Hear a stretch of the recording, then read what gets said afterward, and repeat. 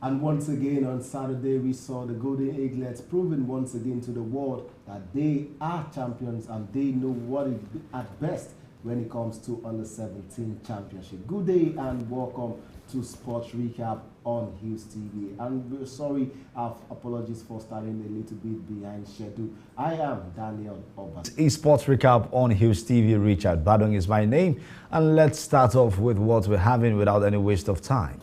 Of course, we start off with cricket, where we saw Uganda halt Team Nigeria winning runs. And of course, after we saw the impressive performance of Team Nigeria in cricket, that's actually come to an end in the ongoing Kwibuku T20 Women's Tournament after losing to the Ugandan women as well. I think it was actually a sad day for the Nigeria side. Well, let's say fatigue actually came into play. Despite beating the likes of Botswana, Brazil, and Germany, they still have one reason to show themselves today when they play against Tanzania.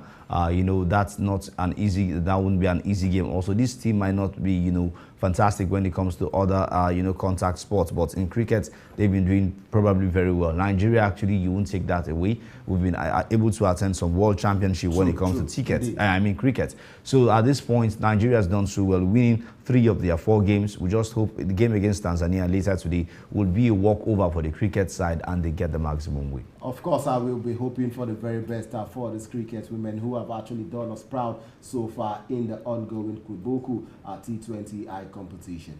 Let's take a walk away from the Kwibuku T20 Championship, where we see Team Nigeria finishing 3rd in the position table with 11 medals. That's talking about the 22nd edition of the African Athletics Championship that's actually ended yesterday, Sunday, in Mauritius, with Team Nigeria finishing 3rd position. The events actually went on to commence on Wednesday, with each of them scrambling to be on the medals table. Team Nigeria not left out of the success story, and the participation of Nigeria's success story was with Tobia Muson, who retained a title in 100 meters women hurdles by winning gold medal. Also, we saw Shade Olatoye, out of the 3 gold medal, won 1 for herself in a hammer throw, and of course, Chukwuebuka Enekwechi also clinched the gold medals for Nigeria, while the likes of Mike Edwards added to Nigeria's medal haul of the African Championships that took place in Mauritius, winning a silver medal in the men's high jump. Edwards jumped 2.15 meters but missed out from winning gold on count back. I think it's a wonderful and impressive one. Finally on the medal table, well, let's use the fact that Nigeria behind Kenya, who got 10 gold medals. South Africa topped the table, actually went there with 5 gold medals, 13 silver and 14 bronze medals to their name, having won more, medals than every other team who participated. Kenya 10 gold medals, but we're not up together yesterday. And then I bring back what I will always say: there wasn't any away side winning in match day 33. I do not know why it's always funny every time, but what I say is we do not get to see this, and it's really becoming so sad that week in, week out, there is no away side who eventually goes on. And the question is, who are you to blame in a situation like this? Because not for an away team not winning in the front, in the home front of the other side, I think it doesn't spell out, in the away, in the home team sometimes. Every week, and then we do not get to see even draws. Now, in more than 6, 7, 8 weeks, we do not get to see an away side win. What does that tell you? That is close to almost 80 good matches and no away side eventually gets to win. What does that tell you? Even like you probably might bring up the fact that Liverpool does well at home at Anfield. Yes. But what about other games that also played during the week? You get to still see away side winning. So until we a lot for us, and that tells you that for now we don't have any side known as the best side in the NPFL. Probably we only have league leaders and football clubs who are doing absolutely well in their major competition right now. Let's into the fact that a sensation of the week getting a hat-trick. He definitely against Para United. Of course, you know he was going to get the golden boot. This is a fantastic strike, and of course we are looking for the fact that this young man too, the Super Eagles, in their opening game of this year's Wafu be on the 17th championship in Cape Coast, Ghana, and of course it was a victory for the Golden Eaglets. So at this point we'll go see some of the highlights. The audio, but it was a sensational. They 4 goals. World Day 5 times when it comes to the world scene. It shows how much they are when it comes to under 17. But yes, the transition from being a major issue. I think we get to see a successful transition from under 17. Sometimes these players don't actually have club sides that actually get them. So for us to see them improve weekly, and probably because also the Super Eagles, the coaches, the foreign coaches do not call them up to the bigger one where each is the Super Eagles. So I think until we begin to look at it in all totality, definitely we can start going back to the glory days of the Super Eagles.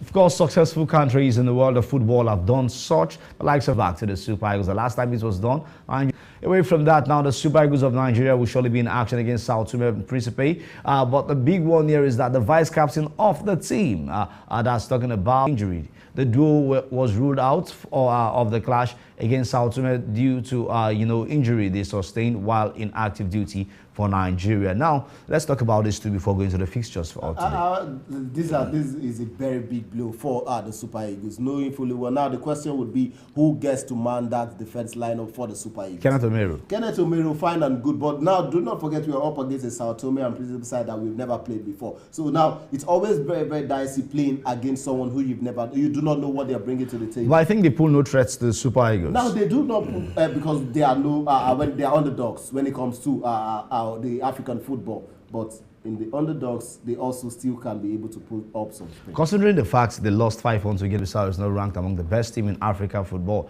don't you think that's actually an upper hand for the Super Eagles? 5-1 they lost, although Guinea-Bissau we are at home. The truth is, you can defeat someone by 10 goals to nothing, and then you go home, get to play another opponent, get to play them, and it even gets worse for the other opponent. So in football, it's who play them last. It's all about who can be able to get it more on the field of play, because everyone. Sierra Leone by 2-1 and currently second on the Group A log after we saw that very side Guinea-Bissau defeated Sao Tome and Principe by 5-1. These are the fixtures for today. Of course, we would see Sao Tome up against Nigeria by 2 p.m. While South Africa against Zimbabwe has been cancelled. And of course, a lot will be going down. Of course, quality in their team, and Gavi was actually one of the best players to watch as of last night for Spain. Of course, I think this is good news always for Barcelona. Their key player, one of their key starlets, is doing great things down there at the UEFA Nations League. Let's see what unfolds for this young star. And do not also forget, we saw the NBA playoffs over the weekend. Yes. We saw the Golden State Warriors coming back to level teams in the against the finals, Celtics. Against the Celtics 2-2, and now. I want to ask who gets the job, Jose Mourinho or Zinedine Zidane? That question is left for Paris Saint-Germain to answer. Thank you so much for watching. It's been a splendid time. I remain myself, Richard Badung. Until we come your way, I still remain Daniel Obasi. Thanks for watching.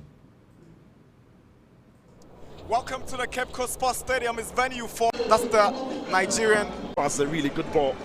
Question marks about if it was offside or not. Jabril Aziz does well to square his man up and take him on. If he squares the ball, maybe the skipper gets a tap in, but he's confident enough to go to the near side of the goalkeeper.